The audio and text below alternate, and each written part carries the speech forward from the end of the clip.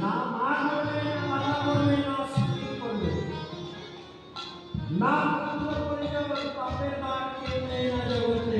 পুণ্যের ভাগ সবাই চায়, পাপের ভাগ কেউ নিতে চায় না, কেউ নিবেও না।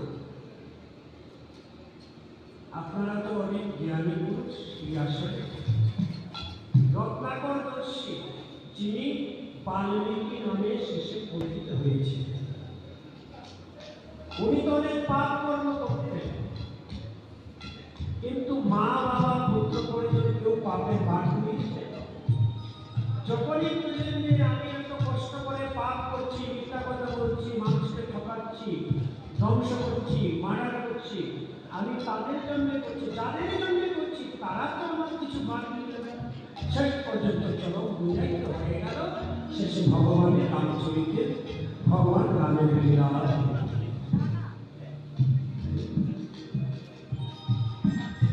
তো আমাদের পাপ পুণ্য সব কিছু আমাদের সাথে লাগে, যাহা করি আমরা গোপনে